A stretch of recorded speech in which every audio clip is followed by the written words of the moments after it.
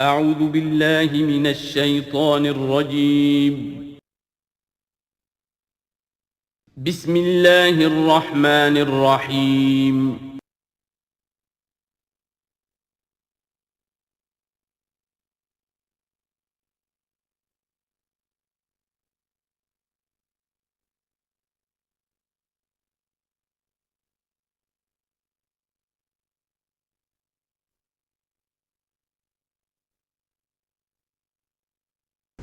اعوذ باللہ من الشیطان الرجیم بسم اللہ الرحمن الرحیم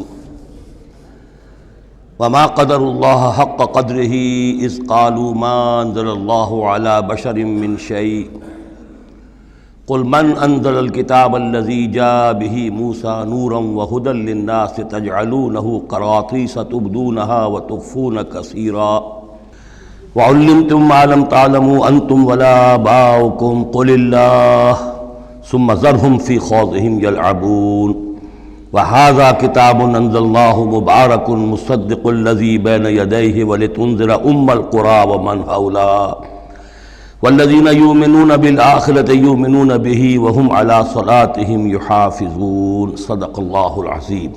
اب اس سورہ مبارکہ میں اس رد و قدح کا ذکر ہو رہا ہے کہ جو یہودیوں کے سکھلانے پڑھانے سے مکے کے کچھ لوگ حضور سے کر رہے تھے۔ اب تک جو گفتگو ہوئی ہے وہ خالص ان کی طرف سے تھی اور انہی کے ساتھ سارا مکالمہ تھا اور محاجہ تھا، لیکن جیسا کہ میں عرض کر چکا ہوں یہ صورتیں جو ہیں سورہ انعام اور سورہ اعراف یہ مکی دور کے آخری زمانے کی ہیں، اور ظاہر ہے کہ اس وقت تک چرچا پہنچ چکا تھا مدینہ منورہ میں بھی حضور کی رسالت اور نبوت کے دعوے کا، اور کان کھڑے ہو چکے تھے اہل کتاب کے یہود کے، تو وہیں سے بیٹھے ہوئے انہوں نے ریشہ دوانیاں کرنی شروع کر دی تھیں۔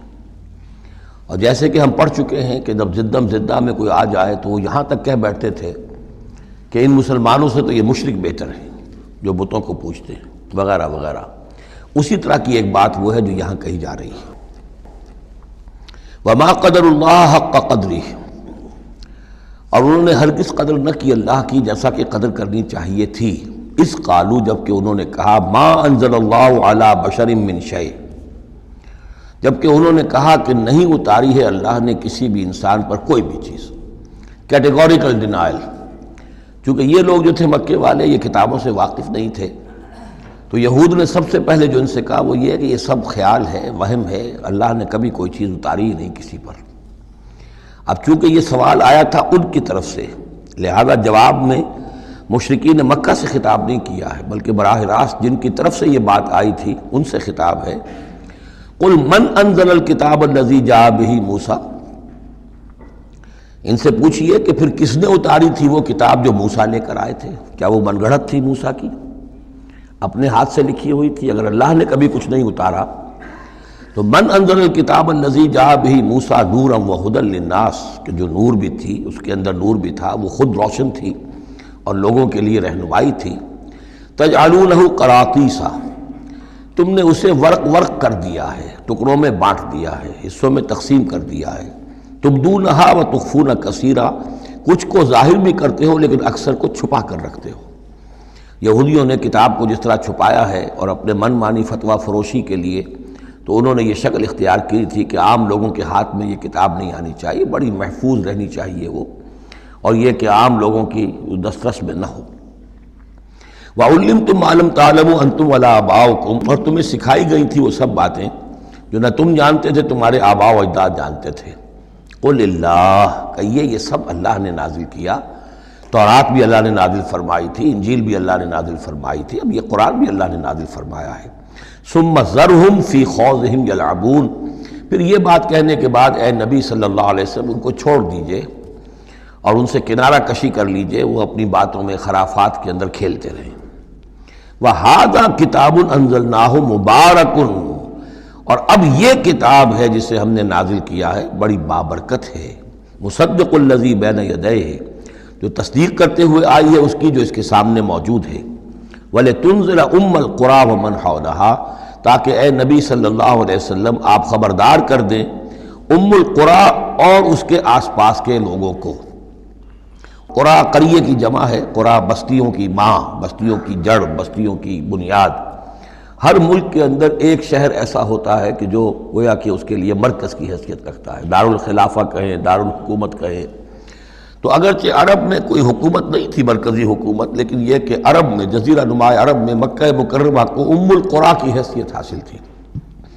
یہی ایک شہر ایسا تھا کہ جہاں ایک تو یہ کہ کعبہ تھا، تمام قبیلے جو ہیں وہ یہاں حج کے لیے آتے تھے، ان کا مذہبی مرکز تھا۔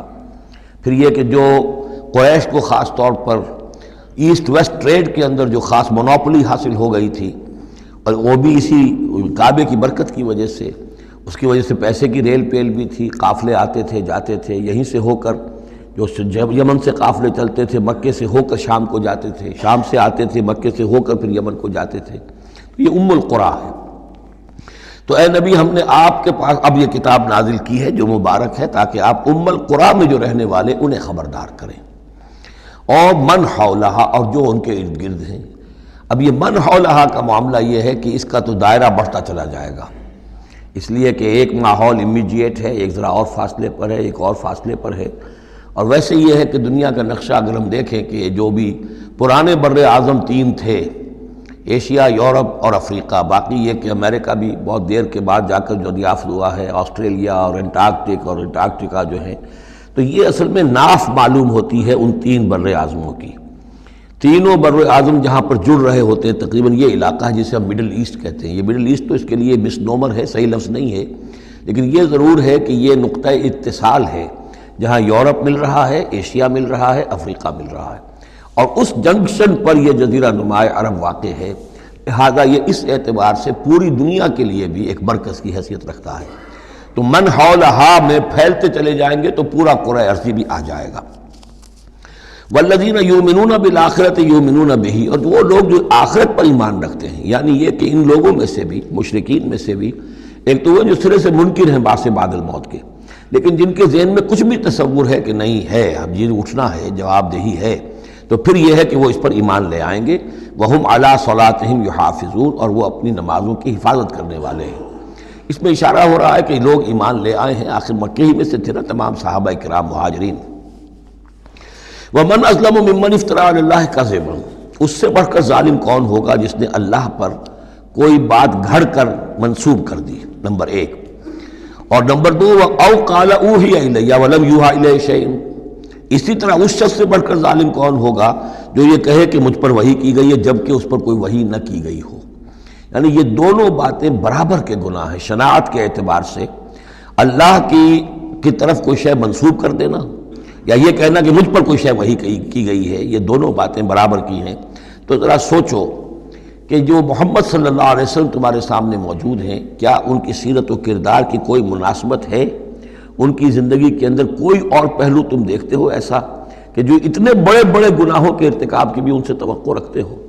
وَمَنْ قَالَ سَأُنزِلُ مِثْلَ مَا أَنزَلَ اللَّهُ، ایک اور تیسری بات ہے، جو یہ کہے کہ میں بھی اتار سکتا ہوں جیسا کہ اللہ نے اتارا ہے، حالانکہ اس کا جیسا کہ قرآن مجید میں بار بار چیلنج آیا ہے، لیکن یہ کہ اس کا مقابلہ کسی نے نہیں کیا، پھر بھی یہ کہ زبان میں یہ الفاظ کہہ دینے کی حد تک کسی نے بکواس کر دی ہوگی۔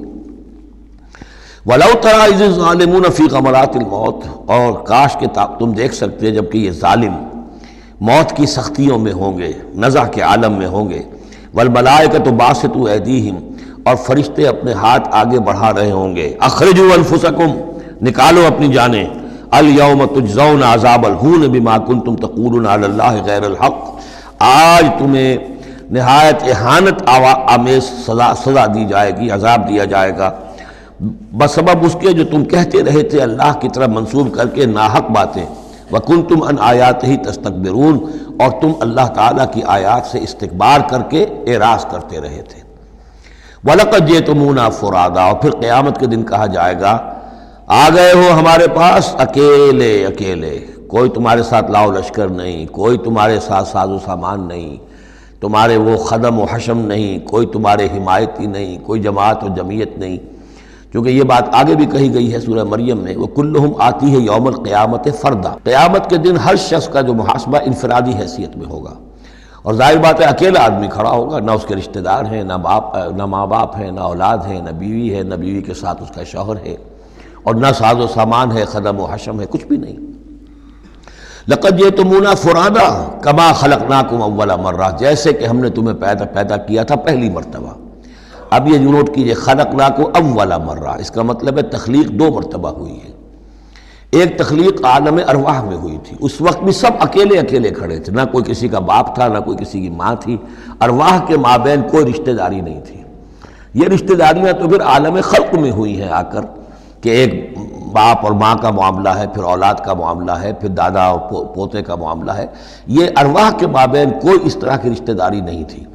تو جیسے کہ ہم نے تمہیں پیدا کیا تھا پہلی مرتبہ، کہ تمام انسان وہاں موجود تھے، فرق صرف یہ ہے کہ قیامت کے دن جب ہم کھڑے ہوں گے تو ہمیں ایک جسم بھی اور دیا جائے گا، لیکن جس وقت ہم تھے اللہ تعالیٰ کے پاس اس وقت عالم ارواح میں، اور جب ہم سے عہد لیا گیا تھا الست بربکم قالوا بلی، تو مجرد ارواح تھی، اس وقت کوئی جسم نہیں تھا۔ لیکن یہ کہ وہ جو اس کے اندر مشابہت ہے، کہ جیسے اس وقت بھی حضرت آدم سے لے کر ان کی نسل کے آخری انسان تک جو دنیا میں ہوگا قیامت تک، وہ سب کے سب ان کی ارواح موجود تھیں، اسی طریقے سے قیامت کے دن بھی یہ سب کے سب کھڑے ہوں گے۔ وَتَرَكْتُمْ مَا خَوَّلْنَاكُمْ، اور تم چھوڑ آئے ہو اپنے پیچھے جن چیزوں میں کہ ہم نے تمہیں لپیٹ دیا تھا۔ یہ اصل میں کیا ہے؟ میری ایک انا ہے، میری ایک روح ہے، وہ میرے جسم میں لپٹی ہوئی ہے۔ پہلا غلاف تو یہ جسم ہے، پھر اس غلاف کے اوپر کپڑوں کا غلاف ہے، کپڑوں کے اوپر پھر مکان کا غلاف ہے۔ ہم غلاف در غلاف جو ہے، ہماری جو اصل حقیقت ہے، وہ جو اصل نفس الامری ہے ہماری روح، وہ در حقیقت ان غلافوں میں لپٹی ہوئی ہے۔ تو جو بھی غلاف ہم نے تم پر چڑھا دیے تھے وہ سب چھوڑ آئے ہو، وراء ظہورکم، اپنے پیچھے۔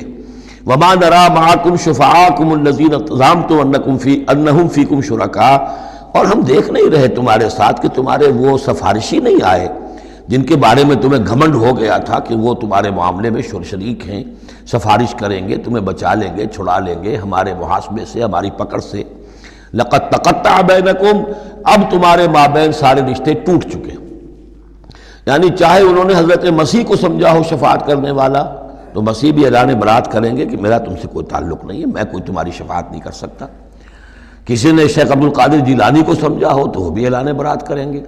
باقی موہوم جو ہے لات عزا منات، وہ کس بلا کا نام ہے یہ تو ہم جانتے ہی نہیں، لیکن جن کو اولیاء اللہ کو، انبیاء کو یا ملائکہ کو اگر سمجھا گیا تھا تو وہ بھی قد تقطع بینہم، وہ سارے رشتے جو ہیں وہ کٹ جائیں گے۔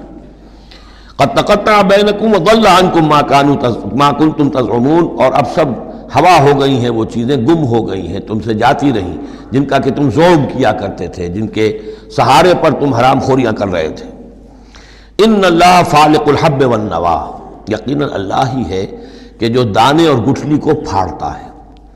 دیکھیے عالم خلق کے اندر کیا شکل ہو رہی ہے کہ دانہ زمین میں ڈالا آپ نے، وہ پھٹتا ہے، اس میں سے دو کونپلیں سی نکلتی ہیں، یا آم کی گٹھلی ہے زمین میں دبائی ہے، گٹھلی پھٹے گی، اس میں سے دو پتے نکلیں گے۔ یہ کون کر رہا ہے؟ اگرچہ بظاہر خود بخود ہو رہا ہے، جو بھی اللہ تعالیٰ نے فزیکل اور کیمیکل چینجز کے یہاں پہ قوانین بنا دیے ہیں اس کے تحت ہو رہا ہے، لیکن کرنے والا کون ہے؟ فاعل حقیقی کون ہے؟ جیسا کہ شیخ عبد القادر جیلانی ہی کا نام آیا تھا رحمۃ اللہ علیہ، تو انہوں نے اپنے جو وصایا ہیں ان میں بڑا پیارا جملہ لکھا ہے کہ میرے بچے، اپنے بچے کے لیے وصیت لکھی تھی، اس حقیقت کو ہر وقت مستحضر رکھنا کہ لا فاعل فی الحقیقت ولا مؤثر الا اللہ، حقیقت میں مؤثر اور فاعل اللہ کے سوا کوئی نہیں۔ تاثیر ہے تو اس کی بنا پر ہے، اس کے اذن سے ہے۔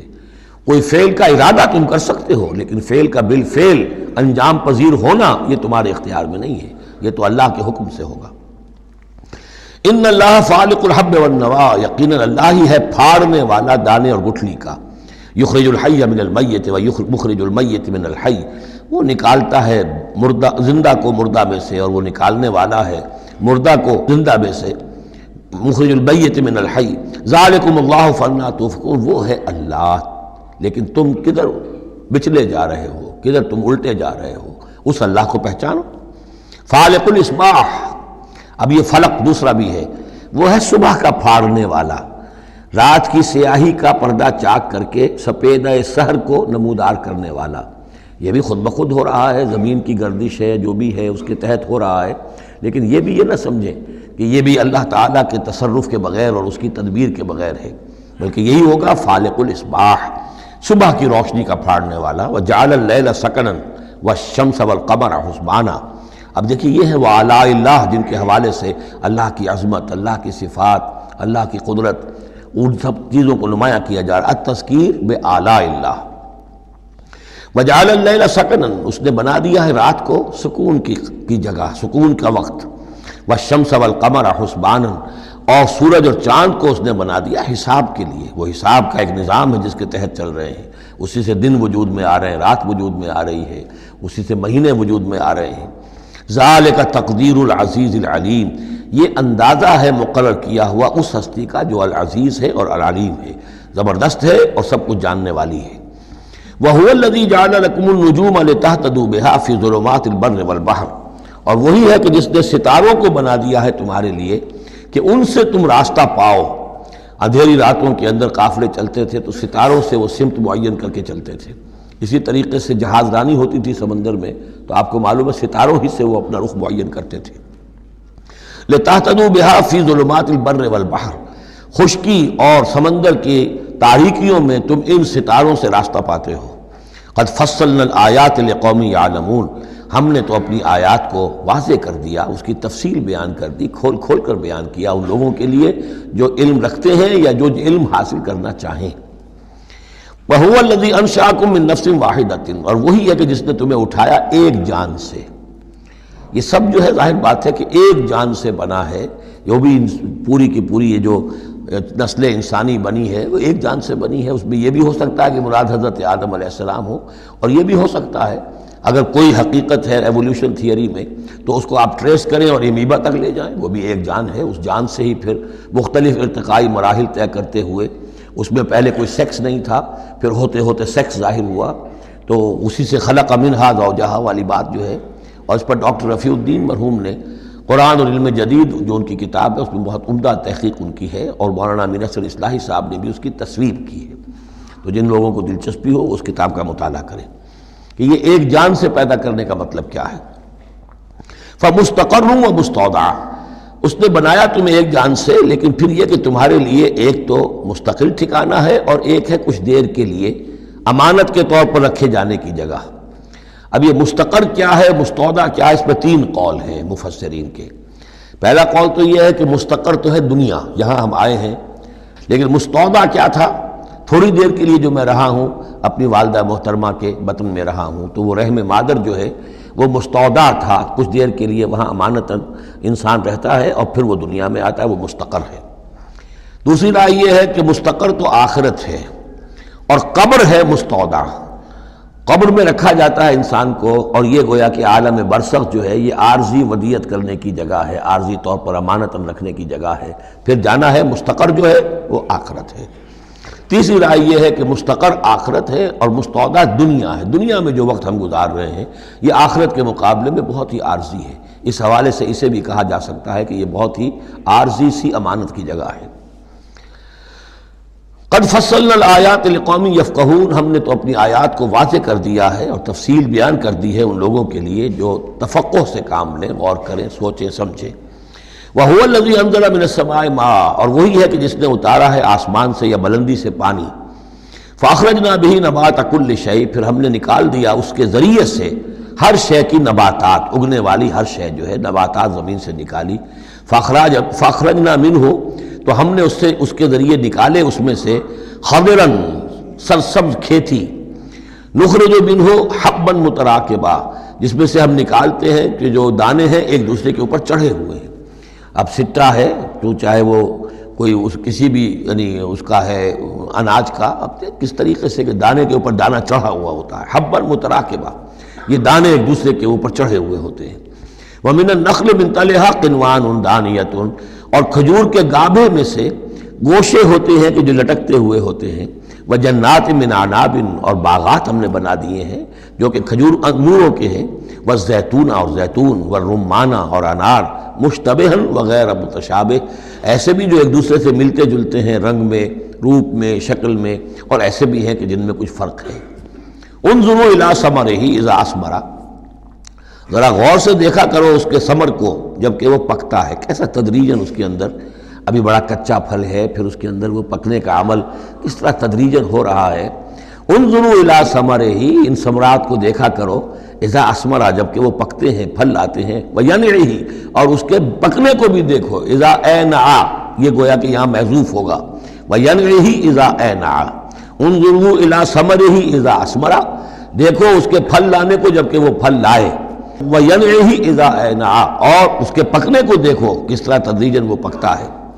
ان فی ذالکم لآیات لقوم یؤمنون، یقیناً اس میں ہیں نشانیاں ان لوگوں کے لیے جو ایمان لانا چاہیں یا جو ایمان رکھتے ہوں۔ جن کے پاس تھوڑا ایمان ہے ان آیات پر غور کریں گے، ایمان بڑھ جائے گا، ایمان میں اضافہ ہوگا، زادتہم ایمانا، اور جن کے دلوں میں طلب ہدایت ہے انہیں انہی نشانیوں سے ایمان کی دولت نصیب ہو جائے گی۔ وجعلوا للہ شرکاء الجن، اور انہوں نے اللہ کے شریک بنا دیا جنات کو، وخلقہم وخرقوا لہ بنینا، حالانکہ اللہ نے ان کو بھی پیدا کیا ہے، جیسے انسانوں کو پیدا کیا جنات کو پیدا کیا۔ فرق صرف یہ ہے کہ جنات کو آگ سے پیدا کیا، اور جنات جو ہیں اپنی طبعی طور پر اس کائنات میں بہت دور تک ان کی رسائی ہے۔ ہم جہاں بڑے بڑے راکٹ جو ہیں billions and billions of dollars کے لیے ایک بناتے ہیں، اور پھر اس کی ایک جو ہم گاڑی بنائی ہے اور وہ جاتی ہے اور دوڑتی ہے اور آتی ہے، شٹل ہے، اور اس پر کتنا پیسہ خرچ ہوتا ہے، یہ تمام جو ہے جنات کے لیے یہ سارا علاقہ ان کی آمد و رفت کے لیے وہ اپنی طبعی صلاحیت کے بنا پر جاتے آتے رہتے ہیں، جس میں کہ ہمیں جانے کے لیے یہ ساری کچھ ایجادات جو ہیں وہ کرنی پڑی ہیں۔ لیکن یہ کہ بہرحال وہ بھی ہیں تو مخلوق، جیسے کہ فرشتے ان سے بھی آگے کی شے لیکن ہیں وہ بھی مخلوق، فرشتے بھی مخلوق ہیں، جنات بھی مخلوق ہیں، انسان بھی مخلوق ہیں۔ وجعلوا للہ شرکاء الجن، انہوں نے شریک بنا لیا جنات کو اللہ کے ساتھ، وخلقہم اس نے ان کو پیدا کیا ہے، وخرقوا لہ بنین وبنات، اور اس کے لیے انہوں نے گھر لیے ہیں بیٹے اور بیٹیاں۔ حضرت عیسیٰ کو بیٹا بنا دیا گیا، حضرت عزیر کو بیٹا بنا دیا گیا، اور اللہ تعالیٰ کی فرشتوں کو کہہ دیا گیا وہ بیٹیاں ہیں، بغیر علم، بغیر اس کے کہ کوئی علمی سند ہو، کوئی بنیاد ہو، کوئی دلیل ہو۔ سبحانہ و تعالی عما یصفون، وہ پاک ہے اور بہت بلند و بالا ہے ان تمام چیزوں سے جو یہ بیان کر رہے ہیں۔ بدیع السماوات والارض، یہ لفظ آ چکا ہے سورہ بقرہ میں، کریشن ایکس نہیلو، عدم محض سے وجود میں لانے والا، وہ ہے کہ جو آسمانوں اور زمین کو وجود میں لایا ہے عدم محض سے۔ انا یکون لہ ولد، اس کے اولاد کیسے ہو سکتی ہے، ولم تکن لہ صاحبہ، جبکہ اس کی کوئی بیوی نہیں، کوئی جورو نہیں، تو اولاد کیسے ہو جائے گی۔ وخلق کل شیء، اور اس نے تو ہر شے کو پیدا کیا ہے، ایک خالق ہے باقی سب مخلوق ہیں، وہو بکل شیء علیم، اور وہ ہر چیز کا علم رکھتا ہے، اس کی مخلوقات میں سے کوئی شے اس کی نگاہوں سے ایک لمحے کے لیے بھی اوجھل نہیں ہے۔ ذالکم اللہ ربکم، وہ ہے اللہ تمہارا رب۔ اصل میں یہ انداز سمجھ لیجئے کہ چونکہ جو یہ مشرکین مکہ اور عرب تھے وہ اللہ کو مانتے تو تھے، اصل میں اس کی صفات کمال، اس کی قدرت، اس کی عظمت، اس کے بارے میں ان کا ذہن کچھ جو ہے محدود ہو گیا تھا، ورنہ اللہ کے منکر تو وہ نہیں تھے۔ ذالکم اللہ ربکم، دیکھو جس اللہ کو تم مانتے ہو وہ ہے وہ اللہ جس کی یہ شان ہے۔ تم نے اس کی اصل حقیقت کو نہیں پہچانا، تم نے اس کو جو ہے بہت ہی کمزور اور ضعیف سی کوئی شخصیت سمجھا ہے کہ جس کے اوپر کوئی دباؤ ڈال کر بھی اپنی بات منوا لے گا۔ تم نے سمجھا ہے جیسے کہ تمہاری کوئی بچی آ جائے اور تم سے کچھ چیز مانگے، اگر تم دے سکتے ہو تو ضرور دے دیتے ہو، ایسے ہی اس کی بچیاں بھی ہیں، یہ فرشتے جو ہیں جس کی سفارش کریں گی وہ جو ہے سب کو بخش دیے جائیں گے۔ یہ تم نے اپنے اوپر جو ہے قیاس کر لیا ہے اللہ تعالیٰ کو، اس کی قدرت، اس کی عظمت، اس کا وراء الورا ہونا، اس کا بکل شیء علیم ہونا، اس کا علی کل شیء قدیر ہونا، اس کا ہر جگہ پر موجود ہونا، اس کا تم تصور نہیں کر پا رہے۔ ذالکم اللہ ربکم، وہ ہے اللہ تمہارا رب جو جس کو ہم اس طرح بیان کر رہے ہیں۔ لا الہ الا ہوا، اس کے سوا کوئی معبود نہیں ہے، خالق کل شیء، وہ ہر شے کا بنانے والا، پیدا کرنے والا ہے، فاعبدوہ، بس اسی کی بندگی اور پرستش کرو۔ وہو علی کل شیء وکیل، اور وہ ہر شے کا کارساز وہی ہے، کوئی تمہارے لیے کارساز نہیں۔ لا تتخذوا من دونی وکیلا، میرے سوا کسی اور کو اپنا کارساز نہ سمجھنا۔ لا تدرکہ الابصار وہو یدرک الابصار وہو اللطیف الخبیر، اسے نگاہیں نہیں پا سکتی، کیوں؟ هو اللطیف، وہ اتنا لطیف ہے، اتنا لطیف ہے، اتنا لطیف ہے کہ تمہاری نگاہیں اسے نہیں پا سکتی، نہیں دیکھ سکتی۔ لا تدرکہ الابصار وہو یدرک الابصار، وہ تمہاری نگاہوں کو پا لیتا ہے، جو اس لیے کہ وہ خبیر ہے، وہ باخبر ہے۔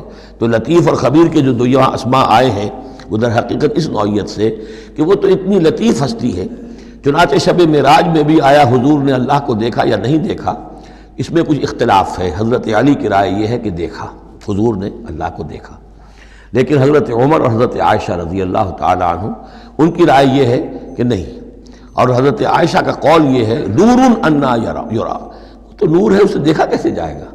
تو وہ اتنی لطیف ہستی ہے کہ اس کا دیکھنا ہماری نگاہوں سے ہم نہیں دیکھ سکتے، دل کی آنکھ سے دیکھ سکتے، دل کی آنکھ سے محمد رسول اللہ دنیا میں بیٹھ کر بھی دیکھ سکتے تھے، لیکن ان آنکھوں سے دیکھنا ممکن نہیں ہے۔ جیسے کہ حضرت موسیٰ نے جب استدعا کی تھی رب ارنی انظر الیک، تو صاف کہہ دیا کہ لن ترانی، تم مجھے نہیں دیکھ سکتے۔ لا تدرکہ الابصار، اسے نگاہیں نہیں پا سکتی، ادراک نہیں کر سکتی اس کا تمہاری نگاہیں، وہو یدرک الابصار، وہ تمہاری نگاہوں کو پا لیتا ہے، وہ دیکھ رہا ہے تمہیں، ہر چیز تمہاری جو ہے وہ اس کے سامنے آیا ہے، وہو اللطیف الخبیر۔ قد جاءکم بصائر من ربکم، دیکھو تمہارے پاس آ چکی ہیں بصیرت افروز باتیں تمہارے رب کی طرف سے۔ فمن ابصر فلنفسہ، تو جو کوئی دیکھے گا، آنکھیں کھولے گا، حقائق کا مواجہہ کرے گا، حقیقت کو تسلیم کرے گا، تو وہ اپنے بھلے کے لیے، فلنفسہ۔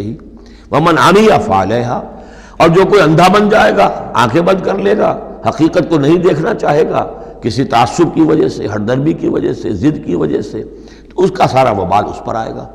وما انا علیکم بحفیظ، اور بہرحال میں تمہارا کوئی نگران نہیں ہوں، میں تمہارے اوپر کوئی ٹھیکیدار نہیں ہوں، میں تمہاری طرف سے جواب دہ نہیں ہوں۔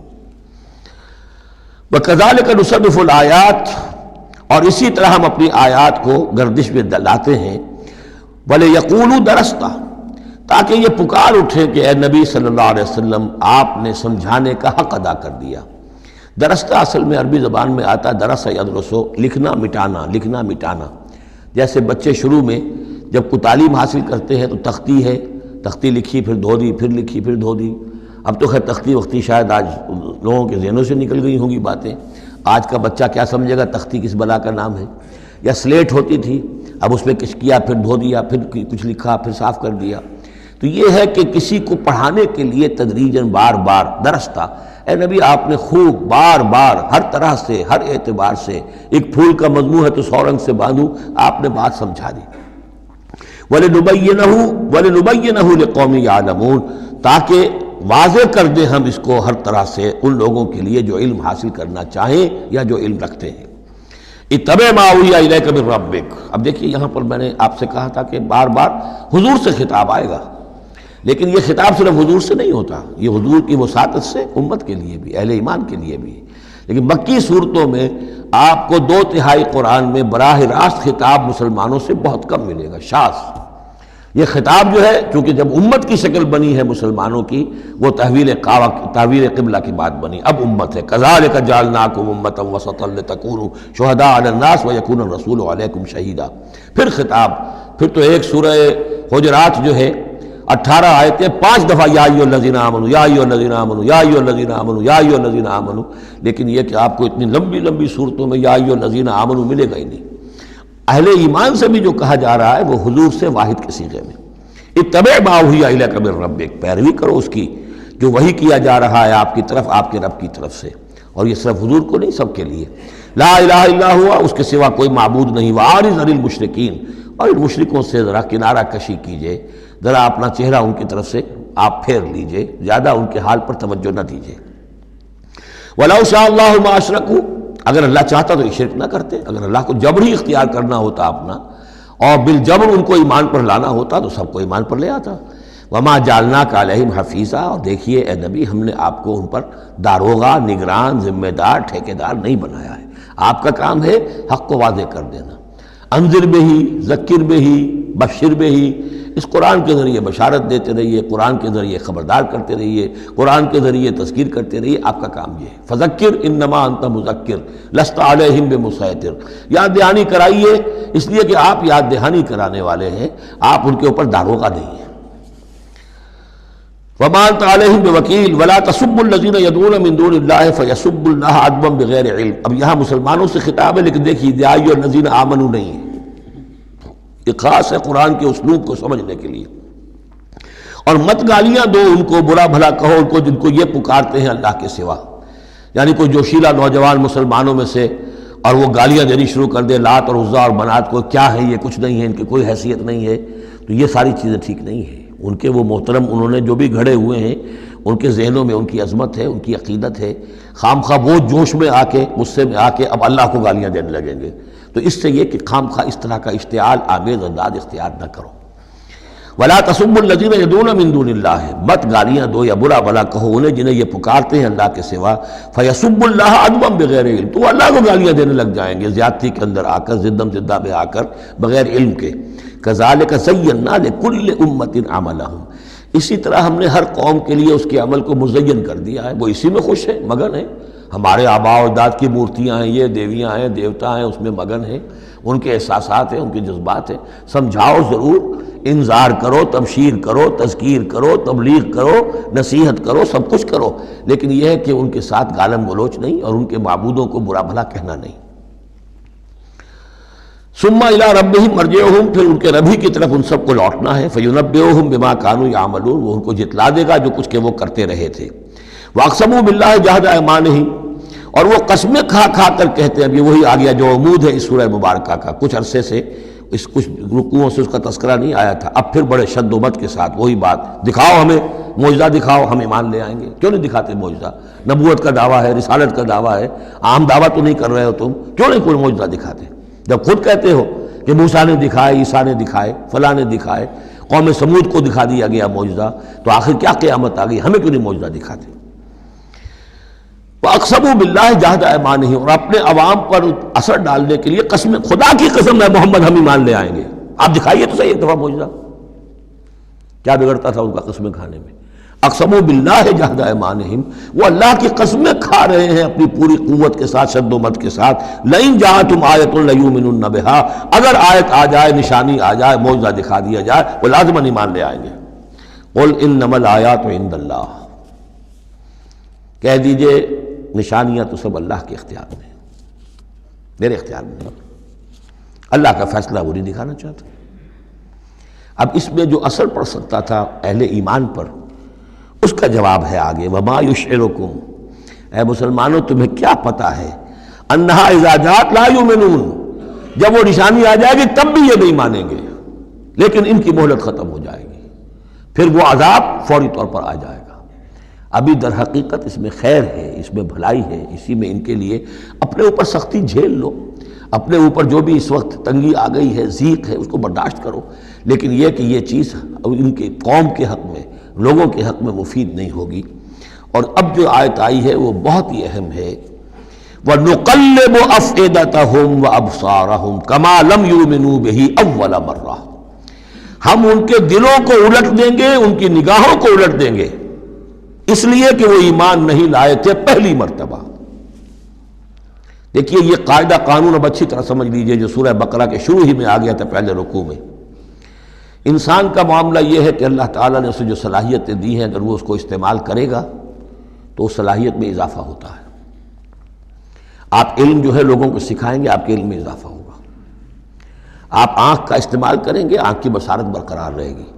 پٹی باندھ دیجئے آنکھ پر، 2-4 مہینے تک پٹی بندھی رہے، بصارت زائل ہو جائے گی۔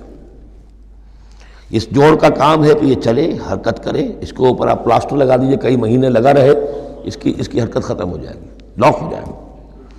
جو صلاحیت اللہ نے دی ہے اس کا استعمال نہیں ہوگا تو وہ ہوتے ہوتے وہ صلاحیت پھر زائل ہو جاتی ہے، ضائع ہو جاتی ہے، سلب ہو جاتی ہے۔ ایک باطنی صلاحیت ہے حق کو پہچاننے کی، میرے اندر وہ صلاحیت ہے، مجھ پہ حق منکشف ہوا اور میرے دل نے گواہی دی حق ہے، میں نے اس کو دیکھنے سے انکار کر دیا، نہیں مانوں گا میں، ضد کی وجہ سے، تعصب کی وجہ سے، ہردرمی کی وجہ سے۔ اب اس کے بعد دوبارہ پھر کہیں وہ حق کی ایک چنگاری سی روشن ہوئی، اب اس کا اثر آپ پر کم ہوگا، اس کے اثرات جو ہیں وہ کم ہوں گے، ہوتے ہوتے وہ شکل ہو جائے گی کہ اب سرے سے وہ حق کے پہچاننے کی صلاحیت ہی ختم ہو جائے گی۔ اس کو کہا ہے ختم اللہ علی قلوبہم وعلی سمعہم وعلی ابصارہم غشاوہ، اللہ نے مہر کر دی ہے ان کے دلوں پر اور ان کی سماعت پر اور ان کی آنکھوں کے آگے پردے ڈال دیے، اس لیے کہ اب مہر ہو گئی، جس کو انگریزی میں ہم کہتے ہیں پوائنٹ آف نو ریٹرن۔ اب اس انتہا کو پہنچ چکے ہو تم کہ یہاں سے واپسی کا کوئی امکان نہیں۔ ہر معاملے میں کوئی ایک وقت ہوتا ہے کہ ابھی آپ واپس جا سکتے ہیں، کوئی پسپائی کوئی اختیار کر سکتے ہیں، کوئی واپس جا سکتے ہیں، کوئی شرافت کے ساتھ، کہیں جو ہے وہ آپ ریٹریکٹ کر سکتے ہیں اپنے سٹیپس کو، ایک حد کے بعد پھر ممکن نہیں ہوتا۔ اسی کو یہاں کہا ہے کہ چونکہ جب پہلی مرتبہ حق ان پر منکشف ہو گیا، اللہ نے حجت قائم کر دی، حق منکشف ہو گیا، پہچان لیا ان کے دل نے، ان کی روح نے کہ بصیرت باطنی نے کہ یہ حق ہے، تو فوراً مان لیتے تو خیریت تھی۔ چونکہ انہوں نے نہیں مانا تو اب تو ہم ان کے دلوں کو الٹ دیں گے، 100 معجزے بھی دیکھ لیں گے تو یہ ایمان نہیں لائیں گے۔ وَنُقَلِّبُ أَفْئِدَتَهُمْ وَأَبْصَارَهُمْ، ہم الٹ دیں گے ان کے دلوں کو بھی، ان کی نگاہوں کو بھی، كَمَا لَمْ يُؤْمِنُوا بِهِ أَوَّلَ مَرَّةٍ، جیسے کہ وہ ایمان نہیں لائے تھے پہلی مرتبہ۔ وَنَذَرُهُمْ فِي طُغْيَانِهِمْ يَعْمَهُونَ، ان کو چھوڑ دیں گے اپنی سرکشی کے اندر بڑھتے چلے جائیں۔ یہی وہ لفظ آ گیا جو شروع میں سورہ بقرہ کے آ چکا ہے، باطنی اندھاپا جو ہے، ایک ہے عین میم یہ آنکھوں کا اندھا ہو جانا، ایک ہے عین میم ہے دل کا اندھا ہو جانا۔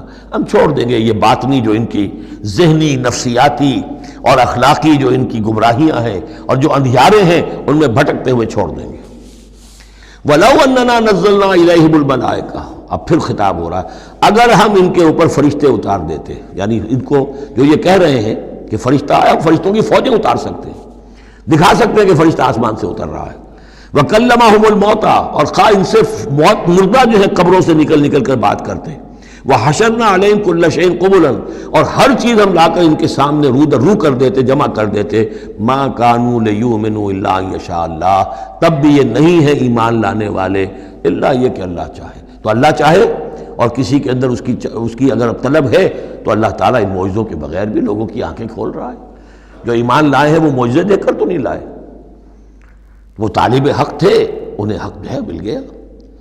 وَلَٰكِنَّ أَكْثَرَهُمْ يَجْهَلُونَ، لیکن ان کی اکثریت جو ہے وہ جاہلوں پر مشتمل ہے، اور جاہل سے مراد جذباتی لوگ جو عقل سے کام نہیں لیتے بلکہ اپنے جذبات کے اندر کے اعلی کار بن جاتے ہیں۔ اگلی آیت جو ہے یہ بھی بہت اہم ہے، ایک فلسفہ دین کے اعتبار سے، بلکہ فلسفہ تحریک، دعوت و تحریک کے اعتبار سے بہت اہم ہے۔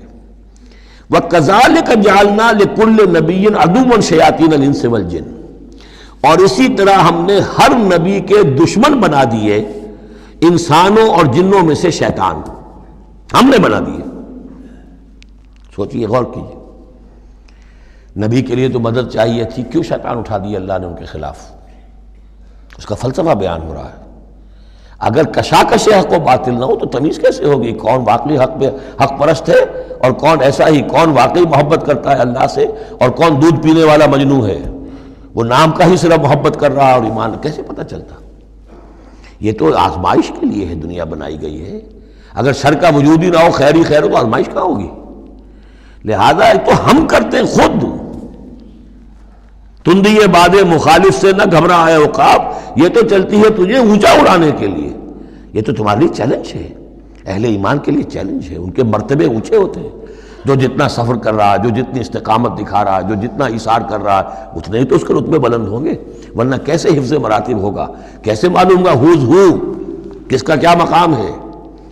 وَكَذَلِكَ جَعَلْنَا لِكُلِّ نَبِيٍّ، ہم نے خود اٹھائے، ہم نے بنائے ہر نبی کے لیے دشمن شیاطین الانس والجن، شیاطین جن و انس، یوحی بعضهم الی بعض زخرف القول غرورا، وہ ایک دوسرے کو اشاروں کنایوں میں وحی سے وہ ایسی باتیں، ملمہ کی ہوئی باتیں، فریب والی باتیں جو ہے وہ کرتے رہتے ہیں، ایک دوسرے کو گمراہ اور کرنے کے لیے، ایک دوسرے کے لیے اور سپورٹ کرنے کے لیے۔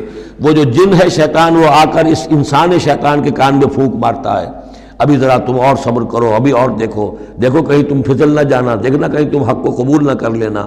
تو یہ ان کا آپس میں جو ہے گٹھ جوڑ، اس لیے کہ ہم نے خود ان کو یہ چھوٹ دی ہے۔ وَكَذَلِكَ جَعَلْنَا لِكُلِّ نَبِيٍّ عَدُوًّا شَيَاطِينَ الْإِنسِ وَالْجِنِّ يُوحِي بَعْضُهُمْ إِلَىٰ بَعْضٍ زُخْرُفَ الْقَوْلِ غُرُورًا وَلَوْ شَاءَ رَبُّكَ مَا فَعَلُوهُ، اور اگر آپ کا رب چاہتا تو وہ یہ نہ کر سکتے۔ ظاہر بات ہے کہ یہ کائنات میں کوئی پتا بھی اللہ کے اذن کے بغیر ہل نہیں سکتا۔ ابو جہل کی کیا مجال تھی کہ حضرت سمیہ کو شہید کر دیتا؟ ہے کون وہ؟ لیکن یہ تو اللہ کی طرف سے اجازت ہے، اس کا ہاتھ شل ہو جاتا، وہ ہاتھ جو اٹھا ہے برچھا لے کر ان کی شرمگاہ میں مارنے کے لیے، تو کیا وہ ہاتھ وہیں کا وہیں شل نہ ہو جاتا اللہ کے حکم سے؟ لیکن نہیں، اذن رب ہے، ٹھیک ہے، ہماری اس بندی کو آزما لو جتنا آزمانا ہے، لیکن جتنا تم آزما رہے ہو تمہیں کیا اندازہ ہوگا اس کے رتبے جو ہے ہمارے ہاں کتنے بلند سے بلند تر ہوتے چلے جا رہے ہیں، تم کیا جانو؟ یا لیت قومی یعلمون بما غفر لی ربی وجعلنی من المکرمین، کاش میری قوم کو معلوم ہو جائے، میری بیوی رو رہی ہوگی، میرے بچے رو رہے ہوں گے کہ ہمارا باپ جو ہے وہ شہید کر دیا گیا، کاش وہ جان سکتے کہ مجھے میرے رب نے کیا میرا اعزاز فرمایا ہے، میں یہاں کس عیش و آرام میں ہوں۔ ان کے رونے کا کیا سوال، وہ خوشیاں مناتے ہیں۔ تو یہ صورتحال ہے۔ وَلَوْ شَاءَ رَبُّكَ مَا فَعَلُوهُ فَذَرْهُمْ وَمَا يَفْتَرُونَ، تو چھوڑیے آپ ان کو، جو یہ افتراء کر رہے ہیں کرنے دیجئے، یہ ہماری سنت ہے، ہمارا طریقہ ہے، ہمارا فلسفہ یہی ہے۔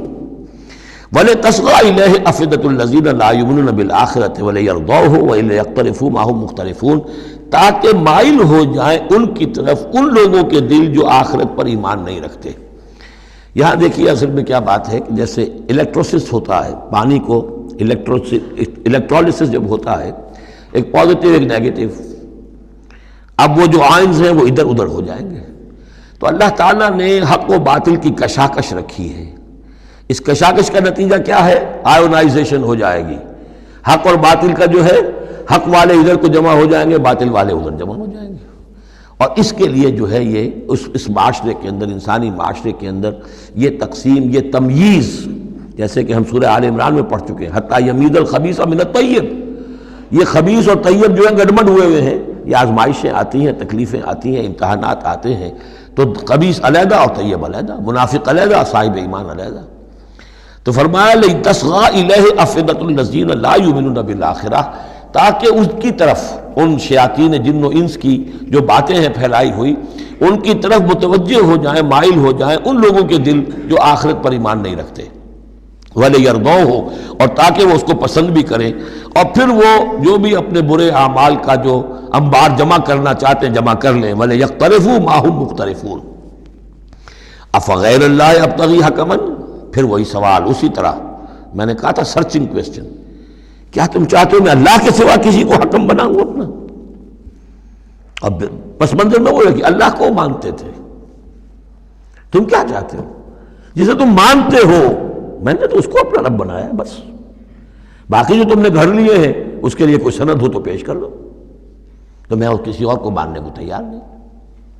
ایک جگہ آیا ہے قُلْ إِنْ كَانَ لِلرَّحْمَٰنِ وَلَدٌ فَأَنَا أَوَّلُ الْعَابِدِينَ، اگر اللہ کا کوئی بیٹا ہوتا سب سے پہلے میں پوچھتا اس کو، جب میں اللہ کو پوچھتا ہوں، اس کی پرستش کرتا ہوں، تو اللہ کے بیٹا ہوتا تو میں کیوں نہ پوچھتا اس کو؟ نہیں اللہ کا بیٹا۔ یہ ہے در حقیقت قرآن مجید کا انداز سمجھانے کا، بڑا فطری، اس میں منطق کم اور جذبات سے اپیل ہے، درون بینی انٹراسپیکشن کی طرف دعوت ہے، اپنے دل میں جھانکو، ذرا غور کرو، اپنے گریبان میں منہ ڈالو، سوچو، غور کرو، تمہیں خود یہ حقیقتیں جو ہے نظر آ جائیں گی۔ افغیر اللہ ابتغی حکما، تو کیا میں اللہ کے سوا کسی اور کو اپنا منصف اور حکم بنا لوں؟ وَهُوَ الَّذِي أَنزَلَ إِلَيْكُمُ الْكِتَابَ مُفَصَّلًا، جبکہ وہ تو وہ ہے کہ جس نے تمہاری طرف ایک بڑی مفصل کتاب نازل کر دی ہے، کتنی واضح کتاب نازل کر دی ہے۔ وَالَّذِينَ آتَيْنَاهُمُ الْكِتَابَ يَعْلَمُونَ أَنَّهُ مُنَزَّلٌ مِّن رَّبِّكَ، اور جنہیں ہم نے کتاب دی تھی پہلے وہ جانتے ہیں، دلوں میں جانتے ہیں، زبان سے مانے یا نہ مانے، کہ یہ منزل ہے، یہ نازل کی گئی ہے من ربک، آپ کے رب کی طرف سے، اے نبی، بالحق، حق کے ساتھ، فلا تکونن من الممترین، تو ہرگز نہ ہو جانا شک کرنے والوں میں۔ وتمت کلمۃ ربک صدقا وعدلا، اور آپ کے رب کی بات تو سچائی اور عدل پر مبنی ہونے کے اعتبار سے درجہ تمام و کمال کو پہنچ چکی ہے۔ تمت کلمۃ ربک، تیرے رب کی بات پوری ہو چکی، مکمل ہو چکی۔ الیوم اکملت لکم دینکم واتممت علیکم نعمتی وتمت کلمۃ ربک صدقا وعدلا، اس کی ہر بات صداقت پر اور ہر بات اس کی عدل پر مبنی ہے، اور اس اعتبار سے وہ نقطہ کمال کو پہنچ چکی ہے۔ لا مبدل لکلماتہ، اس کی باتوں کا کوئی بدلنے والا نہیں۔ وہو السمیع العلیم، وہ سب کچھ سننے والا اور جاننے والا ہے۔ وَإِن تُطِعْ أَكْثَرَ مَنْ فِي الْأَرْضِ يُضِلُّوكَ عَنْ سَبِيلِ اللَّهِ، اور اگر تم پیروی کرو گے زمین میں بسنے والوں کی اکثریت کی، تو وہ تو تمہیں اللہ کے راستے سے لازماً گمراہ کر دے گی۔ یہ بڑی اہم آیت ہے قرآن مجید کی جدید جمہوری نظام کی نفی کے لیے۔ جمہوریت ایک طرز حکومت ہے کہ جس میں بندوں کو گنا کرتے ہیں، تولا نہیں کرتے۔ قرآن کہہ رہا ہے زمین کی اکثریت جو ہے، اگر تو فیصلہ کن یہی بات ہے اکثریت کدھر اقلیت کدھر، تو اکثریت تو دنیا میں ہمیشہ باطل پرستوں کی رہی ہے۔ دور صحابہ میں صحابہ کتنے تھے؟ پوری دنیا کی آبادی کے حساب سے گنتی کیجئے، لاکھ میں ایک نہیں بنے گا۔ اس حوالے سے غور کریں۔ ان تطع اکثر من فی الارض یضلوک عن سبیل اللہ، اصل بات کیا ہے؟ ہاں ایک جگہ اکثریت آ سکتی ہے، موٹی موٹی باتیں جو دین کی ہیں وہ تو اس بنیاد پر مانی جائیں گی کہ اللہ اور اس کے رسول نے یہ فرمایا ہے، یہ لینڈ مارکس ہیں۔ اس کے اندر اندر مباحات کے درمیان فیصلہ اکثریت کی بنیاد پر کر لیا جائے۔ شراب حرام ہے وہ تو سرو نہیں کی جا سکتی۔ آپ کے ہاں کوئی دعوت ہونی ہے، کوئی تقریب ہے، اب اس میں سوچ رہے ہیں کہ کیا سرو کیا جائے، بھئی شراب تو حرام ہے، اللہ اور اس کے رسول کا حکم ہے، وہ تو سرو نہیں ہو سکتی۔ اب یہ کہ شربت جو ہے روح افزا سرو کیا جائے یا 7 اپ یا اسپرائٹ سرو کیا جائے، یہ مباحات میں سے یا اکثریت کا فیصلہ کر لیجئے، کوئی بات نہیں، جو اکثریت کی رائے ہو۔ لیکن ایبسولوٹ اتھارٹی اکثریت کے پاس، ساورنٹی اکثریت کے پاس، انا للہ و انا الیہ راجعون۔ وَإِن تُطِعْ أَكْثَرَ مَن فِي الْأَرْضِ يُضِلُّوكَ عَن سَبِيلِ اللَّهِ، ساورنٹی اللہ کے پاس رہے گی، اس کا حکم اپنی جگہ پر، باقی مباحات کے دائرے میں آپ اکثریت کی رائے پر بھی چل سکتے ہیں۔ إِن يَتَّبِعُونَ إِلَّا الظَّنَّ، یہ نہیں پیروی کر رہے مگر صرف ظن و تخمین کی، اٹکل پچوں کی۔ وَإِنْهُمْ إِلَّا يَخْرُصُونَ، اور یہ نہیں کچھ کر رہے سوائے اس کے کہ کچھ اندازے انہوں نے مقرر کیے ہیں۔ ان ربک هو اعلم من يضل عن سبیلہ، آپ کا رب خوب واقف ہے ان سے کہ جو اس کے راستے سے بھٹک چکے ہیں۔ وهو اعلم بالمہتدین، اور وہ خوب واقف ہے ان سے بھی جو ہدایت کی راہ پر ہیں۔ فَكُلُوا مِمَّا ذُكِرَ اسْمُ اللَّهِ عَلَيْهِ إِن كُنتُم بِآيَاتِهِ مُؤْمِنُونَ، تو کھاؤ ان چیزوں میں سے جن پر اللہ کا نام لیا گیا ہے اگر تم اس کی آیات پر ایمان رکھتے ہو۔ یہ پھر وہی جو عرب کے اندر مشرکوں میں جو جاہلی تصورات تھے، توہمات تھے، تو ان کو پھر رد کرنے کے لیے، بلکہ پھر نہیں کہنا چاہیے، یہ تو مکی صورتیں ہیں، یہ کام تو ہو چکا تھا، باقی یہ کہ وہ تو جو بھی آخری پھر ٹچز تھے وہ سورہ مائدہ وغیرہ میں دیے گئے ہیں۔ وَمَا لَكُمْ أَلَّا تَأْكُلُوا مِمَّا ذُكِرَ اسْمُ اللَّهِ عَلَيْهِ، یہ تم نے جو بنا لی ہیں چیزیں، اب ان کے اوپر چاہے وہ حام اور صائبہ اور یہ وسیلہ اور یہ وہ کوئی شے اللہ نے مقرر نہیں کی ہے، ان کو ذبح کرو، حلال جانور ہے، اونٹ ہے، کچھ اور ہے، اس کو حلال کر سکتے ہو، اللہ کا نام لو اور کھاؤ۔ وَمَا لَكُمْ أَلَّا تَأْكُلُوا مِمَّا ذُكِرَ اسْمُ اللَّهِ عَلَيْهِ وَقَدْ فَصَّلَ لَكُمْ مَا حَرَّمَ عَلَيْكُمْ، جبکہ اللہ تعالیٰ تفصیل بیان کر چکا ہے تمہارے لیے وہ ان چیزوں کی جو حرام کی گئی ہیں۔ یہ سورۃ النحل کے اندر بھی یہ مضمون چونکہ آیا تھا، وہ آگے چل کر پڑھیں گے 14ویں پارے میں، لہذا وہ صورت اس سے پہلے نازل ہوئی ہے، لہذا فرمایا جا رہا کہ وہ تمہارے اوپر اس کی تفصیل پہلے ہی بیان کی جا چکی ہے۔ إِلَّا مَا اضْطُرِرْتُمْ إِلَيْهِ، اس میں بھی تمہارے لیے گنجائش ہے کہ اگر اضطرار ہے، جان پر بنی ہوئی ہے، بھوک سے جان نکل رہی ہے، تو ان حرام چیزوں میں سے بھی کچھ کھا کر جان بچائی جا سکتی ہے۔ وَإِنَّ كَثِيرًا لَيُضِلُّونَ بِأَهْوَائِهِمْ بِغَيْرِ عِلْمٍ، اور اکثر لوگ جو ہیں وہ بغیر کسی تحقیق کے، بغیر علم کے، اپنی خواہشات کی بنا پر لوگوں کو گمراہ کرتے پھرتے ہیں۔ ان ربک هو اعلم بالمعتدین، اور یقیناً تیرا رب خوب جانتا ہے ان حد سے تجاوز کرنے والوں کو۔ وَذَرُوا ظَاهِرَ الْإِثْمِ وَبَاطِنَهُ، اور چھوڑ دو، تعلق منقطع کر لو ہر طرح کے گناہ سے، چاہے وہ کھلا ہو یا چھپا ہو۔ ان الذین یکسبون الاسم، یقیناً جو لوگ گناہ کماتے ہیں، سیجزون بما کانوا یختلفون، تو انہیں یقیناً بدلہ ملے گا اس کا جو وہ جمع کر رہے ہیں، جو کھتے بھر رہے ہیں برائیوں کے اور برے اعمال کے، ان کا پورا بدلہ ملے گا۔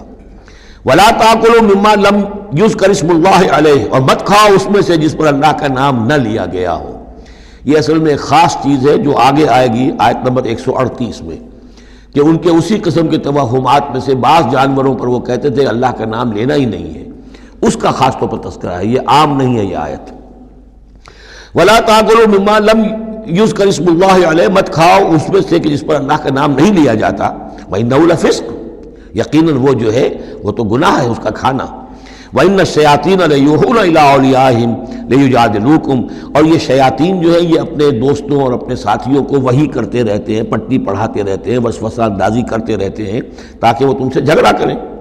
وَإِنْ أَطَعْتُمُوهُمْ إِنَّكُمْ لَمُشْرِكُونَ، اگر تم ان کا کہنا مانو گے تو تم بھی مشرک ہو جاؤ گے۔ اب ایک بڑی پیاری بات وہ کہتے تھے، آپ کو بھی اچھی لگے گی، دیکھو جو اللہ نے مارا ہے خود مر گیا، وہ تو تم نے حرام کر دیا، جو خود مارتے ہو وہ حلال ہو گیا۔ بات اچھی لگے گی نا؟ جیسے انما البیع مثل الربا، بیع بھی تو ربا کی طرح ہے، اس میں بھی نفع ہوتا ہے، اس میں بھی نفع ہوتا ہے۔ تو یہ جو اشکالات ہوتے ہیں بظاہر جو ہیں بڑے دل نشین، تو اسی طریقے سے یہ کہ اللہ کا مارا ہوا ہے، یہ اللہ نے مارا، یہ مر گیا اپنی موت، اس اللہ نے مارا، یہ تو حرام ہے، اور تم جسے مارو جسے ذبح کرو وہ حلال ہے۔ اب یہ بات جو ہے، لیکن یہ کہ تم یہ مجادلہ کریں گے تم سے، یہ دلیل بازی کریں گے، یہ تمہارے سامنے جو ہے اس طرح کی حرکتیں کریں گے، لیکن تم چھوڑو انہیں، دفع کرو۔ اب امن کا تھا میتن فاحییناہ ہو، تو بنا جو کوئی تھا مردہ اور ہم نے اسے زندہ کر دیا۔ اس سے مراد ہے حیات معنوی اور موت معنوی۔ ایک شخص جو اللہ سے واقف نہیں ہے، صرف دنیا کا بندہ بنا ہوا ہے، تو وہ در حقیقت ایک انسانیت اس کی مردہ ہے، وہ حیوان کی حیثیت سے جو زندہ ہے، بحیثیت انسان وہ مردہ ہے۔ پھر اللہ نے اسے ہدایت دی، اس کو ایمان کی نعمت، اب وہ زندہ ہوا۔ اب امن کان میتن فاحییناہ وجعلنا لہ نورا، اور پھر ہم اس کو نور بنا دے دیتے ہیں۔ اب وہ اللہ کی کتاب اس کے سامنے ہے، یمشی بہ فی الناس، اب اس کو لے کر وہ چل رہا ہے لوگوں کے مابین۔ کمن مثلہ فی الظلمات، کیا وہ شخص ان کی طرح ہو جائے گا کہ جو اندھیروں میں بھٹک رہا ہو، لیس بخارج منہا، اور اس سے وہ نکلنے والا ہے ہی نہیں۔ کذالک زین للکافرین ما کانوا یعملون، اس طرح مزین کر دیا گیا، کھبا دیا گیا ان کافروں کے لیے جو کچھ کہ یہ کر رہے ہیں، یعنی اس میں ہی مگن ہے وہ۔ لیکن ایک وہ شخص تھا جس کو پہلے ہوش نہیں تھا، توجہ نہیں تھی، حضرت عمر ہے رضی اللہ تعالیٰ عنہ، 6 سال لگ گئے، حضرت حمزہ ہے 6 سال لگ گئے، 6 سال میں ایمان لا رہے ہیں۔ لیکن پھر یہ ہے کہ اللہ نے ہدایت دے دی، اس کے بعد یہ ہے کہ وہ نور قرآن مجید بھی موجود ہے، اب چل رہے ہیں، آگے بڑھ رہے ہیں، فروشیاں کر رہے ہیں۔ اب ایک وہ جو بھٹکتے ہی رہے ساری عمر اور اسی اندھیاروں کے اندر ہی جانے دے گئے۔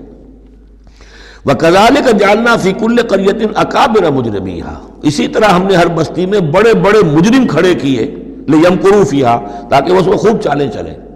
وہی بات، شیاطین الانس والجن کو ہم نے اٹھایا، اسی طرح ہر بستی کے اندر جو سردار اور بڑے وہاں کے چودھری ہوتے ہیں، ہم ان کو چھوٹ دیتے ہیں کہ وہ کھڑے ہوں اور روکیں لوگوں کو، اور لوگوں کو ستائیں، اور لوگوں سے امتحان لیں، لوگوں کو آزمائش میں ڈالیں، چالیں چلیں، تاکہ جو صاحب جوہر ہیں ان کے جوہر کھلیں، ان کے اور نکھریں، ان کے اندر کی صلاحیتیں جو ہے وہ اور اجاگر ہوں۔ اکابر مجرمیہا لیمکروا فیہا، تاکہ خوب چالیں چلیں۔ وما یمکرون الا بانفسہم، حالانکہ وہ نہیں مکر کر رہے مگر اپنی جانوں پر، سارا وبال تو اپنے اوپر لے لیں گے بالآخر۔ بظاہر جو کچھ کر رہے ہیں وہ، لیکن یہ کہ اس کا جب نتیجہ ان کے سامنے آئے گا، جو سمیہ اور یاسر کے ساتھ کیا ہے ابو جہل نے رضی اللہ تعالیٰ عنہما، جب وہ حقیقت سامنے آئے گی تب آنکھ کھلے گی۔ جب آنکھ کھلی گل کی تو موسم تھا خزاں کا۔ الا بانفسہم وما یشعرون، لیکن انہیں اس کا شعور نہیں ہے۔ وَإِذَا جَاءَتْهُمْ آیَةٌ قَالُوا لَن نُؤْمِنَ حَتَّىٰ نُؤْتَىٰ مِثْلَ مَا أُوتِیَ رُسُلُ اللَّهِ، اور جب ان کے پاس کوئی نشانی آتی ہے، نشانی سے مراد قرآن کی آیت، قرآن کی دلیل، تشبیہ، تصریف آیات نئے انداز میں، فرمایا جب بھی ان کے پاس آیت آتی قالوا لن نؤمن، وہ کہتے ہیں ہم ہرگز ایمان نہیں لائیں گے، حتیٰ نؤتیٰ مثل ما اوتی رسول اللہ، جب تک کہ ہمیں بھی وہی چیز نہ دی جائے جو اللہ کے دوسرے رسولوں کو دی گئی تھی، ویسے ہی حصی معجزے۔ اللہ عالم حیث یجعل رسالتہ، اللہ تعالیٰ زیادہ واقف ہے اس سے کہ وہ اپنی رسالت کے لیے کیا جگہ، کیا محل، کیا مقام معین کرے۔ اللہ تعالیٰ نے اس وقت ان کے لیے یہی رکھا، وہ بھی اللہ کی حکمت کے تحت تھا۔ اور اب جب کہ نوع انسانی شعور کے اعتبار سے بلوغ کی عمر کو پہنچ چکی ہے، بچہ چھوٹا ہوتا ہے کھیلنے کے لیے کھلونے دیے جاتے ہیں، لیکن ذرا بڑا ہو جائے تو اسے کھلونے نہیں دیے جاتے، اب اسے حکمت سکھائی جاتی ہے، عقل سکھائی جاتی ہے، شعور سکھایا جاتا ہے، تمیز سکھائی جاتی ہے۔ تو وہ نوع انسانی کا دور طفولیت تھا، اس میں ابھی ان کا فہم، ان کی عقل، ان کے شعور ابھی ان کی جو ہے بلوغت کو نہیں پہنچی تھی یہ شعور کی چیزیں، لہذا ان کے لیے وہ کھلونے بھی تھے، حصی معجزات بھی تھے۔ اب انسان بحیثیت مجموعی نوع انسانی جو ہے عقلی بلوغ کو اور شعور کے بلوغ کو پہنچ چکی ہے، لہذا اب وہ چیزیں نہیں دکھائی جائیں گی۔ اللہ عالم حیث یجعل رسالتہ سیصیب الذین اجرموا صغار عند اللہ، ان قریب پہنچے گی ان مجرموں کو، ان گناہگاروں کو بہت ہی ذلت اللہ کے ہاں، وعذاب شدید بما کانوا یمکرون، اور سخت سزا اور عذاب ان کی انتاری چال بازیوں کے، طفیل کے جو وہ کر رہے ہیں۔ فمن یرید اللہ ان یہدیہ یشرح صدرہ للاسلام، تو اللہ تعالیٰ جس کے لیے بھی چاہتا ہے کہ اس کو ہدایت کے دروازے اس کے لیے کھول دے، اس کے سینے کو اسلام کے لیے کھول دیتا ہے۔ یہ ایک بڑی معنوی حقیقت ہے، اس پہ غور کیجئے گا۔ شرح صدر، الم نشرح لک صدرک، یہ جو حضور کے لیے خاص طور پر شرح صدر جو ہے اللہ تعالیٰ نے ایک بہت بڑے احسان کے طور پر بیان فرمایا، الم نشرح لک صدرک، اس شرح صدر کی ہر مسلمان کو دعا کرنی چاہیے۔ اللہم ربنا نور قلوبنا بالایمان واشرح صدورنا للاسلام، اے اللہ ہمارے دلوں کو تو نور ایمان سے منور فرما دے اور ہمارے سینوں کو اسلام کے لیے کھول دے۔ اس کے معنی کیا ہے؟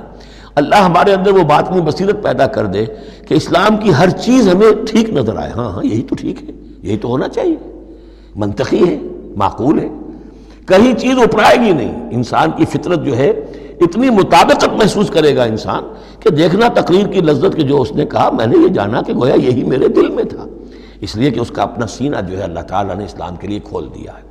تو یہ شرح صدر جو ہے اللہ تعالیٰ کی طرف سے بہت بڑی نعمت ہوتی ہے۔ فَمَن يُرِدِ اللَّهُ أَن يَهْدِيَهُ، اللہ جس کو ہدایت دینا چاہتا ہے یشرح صدرہ للاسلام، اس کے سینے کو اسلام کے لیے کھول دیتا ہے۔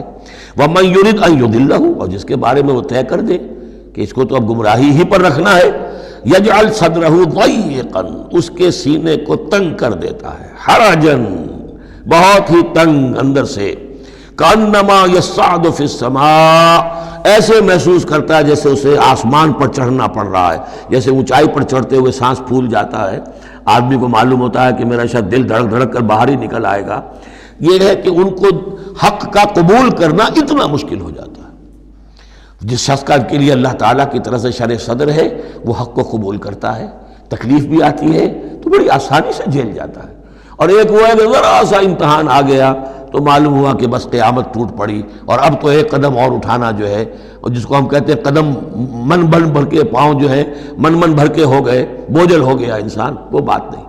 فرمایا کذالک یجعل اللہ الرجس علی الذین لا یؤمنون، اور اسی طریقے سے اللہ تعالیٰ عذاب یا گندگی ڈال دیتا ہے ان پر جو ایمان نہیں لاتے۔ وَهَذَا صِرَاطُ رَبِّكَ مُسْتَقِيمًا، اور یہ ہے تیرے رب کا سیدھا سیدھا راستہ۔